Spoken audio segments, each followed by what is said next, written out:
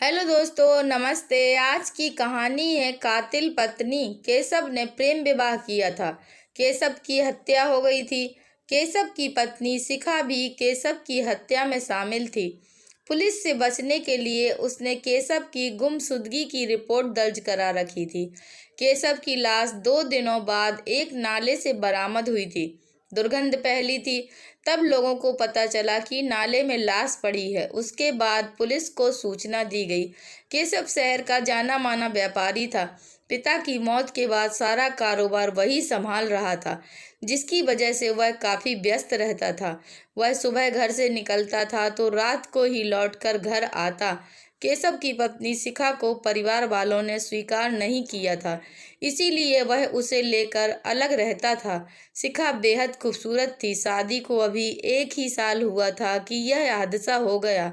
लाश बरामद होने के बाद पुलिस शिखा से पूछताछ करने पहुंची तो पहला सवाल यही किया, आपको किसी पर शक है? नहीं, शिखा ने सुबकते हुए कहा।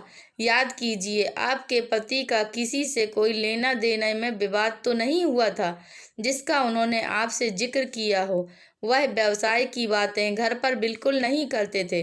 पुलिस द्वारा की गई पूछताछ में शिखा ने जो बताया था उसके अनुसार केशव का साड़ियों का काफ़ी बड़ा कारोबार था। काम की अधिकता की वजह से उसका लोगों से मिलना जुलना कम ही हो पाता था, क्योंकि उनके पास समय ही नहीं होता था। इस फ्लैट में आए उन्हें ज़्यादा दिन नहीं हुए थे। गार्ड के अनुसार वह ठीक ठाक आदमी था। केशव के बारे में गार्ड से इससे ज़्यादा कुछ नहीं बता सका। केशव बड़ा कारोबारी था, इसीलिए शहर के व्यापारी उसके कातलों को पकड़ने के लिए पुलिस पर काफ़ी दबाव बनाए हुए थे। बार बार आंदोलन की धमकी दे रहे थे। कातिलों तक पहुंचने के लिए पुलिस पूरा जोर लगाए हुए थी। केशव की किसी व्यापारी से दुश्मनी तो थी नहीं, इसके लिए उसके कर्मचारियों से पूछताछ की गई। उन सबका कहना था कि रुपयों पैसों के लिए उन्होंने अपने मालिक को कभी किसी से लड़ते झगड़ते नहीं देखा था। पुलिस के लिए हैरानी वाली बात यह थी कि घर वाले कुछ बोलने को तैयार नहीं थे। इसकी वजह शायद केशव के घर वालों की नाराज़गी थी। पुलिस ने नाराज़गी की वजह पूछी तो लोगों ने बताया कि केशव ने प्रेम विवाह किया था, इसीलिए घर वाले नाराज़ थे। पुलिस को लगा कि इतनी सी बात के लिए कोई अपने खून का कत्ल नहीं कर सकता। इसके अलावा केशव ऐसी बिरादरी से था जो शुद्ध व्यवसायी होता है। ऐसे लोगों के बारे में कत्ल की बात सोचना भी ठीक नहीं था। पुलिस ने केशव के सभी नंबरों की कॉल डिटेल्स निकलवा कर जाँच की। उनमें कुछ भी संदिग्ध नहीं मिला। घुमा फिरा कर शक की सुई शिखा पर आकर टिकी। इस प्रेम विवाह से केशव के घर का कोई भी सदस्य खुश नहीं था। इसके बावजूद भी केशव भाइयों के साथ ही व्यवसाय कर रहा था। सभी पहले की ही तरह मिलजुल कर व्यवसाय करते थे। केशव अपनी माँ से मिलने घर भी जाया करता था। फ्लैटों में रहने वालों को वैसे भी एक दूसरे के बारे में कम ही पता होता है, और फिर ऐसे मामले में लोग चुप्पी साधे रहते हैं।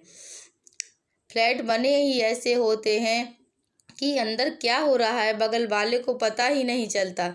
ले देकर एक गार्ड ही बसता था जिसे पता होता था कि इमारत में कौन कब आता जाता है। इसीलिए पुलिस गार्ड के पास पहुंची और पूछताछ करने लगी। क्या शिखा मैडम से भी कोई मिलने आता था? साहब, यहाँ कोई न कोई किसी न किसी से मिलने आता ही रहता है। मैं किस किस के बारे में बता सकता हूँ। अगर एक से ज़्यादा बार कोई मिलने आया हो तब तो पहचान सकते हो। क्यों नहीं साहब, गार्ड ने कहा। इसके बाद इंस्पेक्टर फिर से शिखा के फ्लैट पर गए और इधर उधर देखते हुए पूछा, आप यहाँ अकेली ही रहती हैं? क्यों? शिखा ने थोड़ा विचलित होकर पूछा। मेरे कहने का मतलब है कि संकट की इस घड़ी में कोई तो आपका करीबी होना चाहिए। मेरी अम्मी आई हैं। अम्मी? इंस्पेक्टर ने हैरानी से पूछा। हाँ, मैं उन्हें अम्मी ही कहती हूँ, शिखा ने कहा। इस बीच इंस्पेक्टर शिखा के चेहरे पर आने जाने वाले भावों को पढ़ते रहे। उन्होंने अगला सवाल किया, क्या मैं उनसे मिल सकता हूँ? इस समय वह घर में नहीं है। कहाँ गई हैं? बाजार से कुछ ज़रूरी सामान लेने गई हैं। कब तक लौटेंगी? 1.5-2 घंटे लग सकते हैं, शिखा ने कहा। कोई बात नहीं, मैं फिर आऊँगा तो उनसे मिल लूँगा। आप जांच में सहयोग करती रहें। निश्चित ही एक न एक दिन कातिल पकड़ा जाएगा, इंस्पेक्टर ने उठते हुए कहा। जैसे ही वह दरवाजे पर पहुंचे, अंदर से किसी महिला के खांसने की आवाज़ आई। उन्होंने पलटकर कहा, आप तो कह रही थी कि अंदर कोई नहीं है, फिर यह खांसा कौन? मैंने कब कहा कि अंदर कोई नहीं है? मेरी सास भी आई हुई हैं, शिखा ने कहा। कुछ कहे बगैर इंस्पेक्टर बाहर आ गए। उनकी समझ में नहीं आ रहा था कि शिखा ने अपनी माँ को अम्मी क्यों कहा। कहीं वह मुस्लिम तो नहीं है? अब इसका पता कैसे चले? क्यों ना केशव के घर वालों से पूछा जाए। हो सकता है इसी वजह से केशव के घर वाले शिखा को नापसंद करते हों। इंस्पेक्टर को बुलाकर शिखा ने एक खत दिया। इंस्पेक्टर ने उस खत को खोलकर देखा। उसमें लिखा था, 11 लाख रुपए 10 दिनों में पहुंचा देना, वरना अंजाम भुगतने को तैयार रहना। यह आपको कहाँ मिला? इंस्पेक्टर ने पूछा। गद्दे के नीचे मिला। जाहिर था किसी ने पैसे मांगे थे। केशव ने पैसे नहीं दिए तो उसने उसे मार दिया। किसे देना था, कहाँ देना था, इसका पता लगाना अब मुश्किल था, क्योंकि कॉल डिटेल्स में ऐसा कोई नंबर नहीं था जिस पर इस तरह पैसे वसूलने का शक किया जाता। इंस्पेक्टर ने पूछा, केशव ने आपको इस बारे में कोई चर्चा की थी? नहीं, शिखा ने संक्षिप्त सा जवाब दिया। ऐसा कैसे हो सकता है? आप उनकी पत्नी हैं।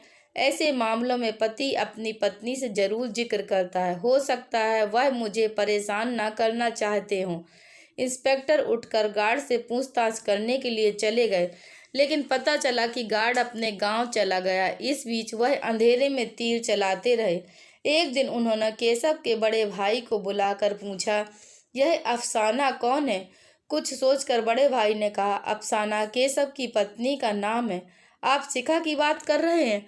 जी हाँ, मैं उसी की बात कर रहा हूँ। केशव के बड़े भाई के इस खुलासे से यह साफ हो गया कि अफसाना ही शिखा है। इंस्पेक्टर समझ गए कि इसी वजह से केशव को अलग मकान लेकर रहना पड़ रहा था। शिखा की असलियत पता चलने पर इंस्पेक्टर को उसी पर शक हुआ। उन्हें पहले से ही उस पर शक था। अब उन्होंने अपनी जांच उसी पर केंद्रित कर दी। केशव देर रात घर लौटता था, तब वह एक सलमान नाम के लड़के से मिलती थी। इंस्पेक्टर को जब यह पता चला तो उसने शिखा से कड़ी पूछताछ की, जिसमें उन्होंने बताया कि मैं उन्हें देर रात को कॉफ़ी में ज़्यादा मात्रा में नींद की गोलियां मिलाकर दे देती थी, जिससे वह गहरी नींद सो जाते थे। एक रात उनकी नींद खुल गई। मुझे अपने पास ना पाकर जब उठे तो दूसरे कमरे में लाइट जलती देखकर वहां आ गए। सलमान को मेरे साथ देखकर वह कुछ पूछते उससे पहले ही हम दोनों ने उन्हें कसकर पकड़ लिया। सलमान ने उनके हाथ पकड़ लिए तो मैंने उनके मुंह में कपड़ा ठूंस दिया।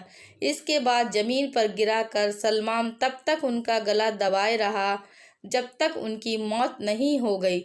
उसके बाद रात में लाश को ले जाकर कुएं में फेंक दिया और उसकी गुमशुदगी की रिपोर्ट लिखवा दी। दोस्तों, अगर यह कहानी आपको पसंद आई है, कृपया लाइक कीजिए, शेयर कीजिए और चैनल पर नए हैं तो कृपया चैनल को सब्सक्राइब कीजिए। धन्यवाद।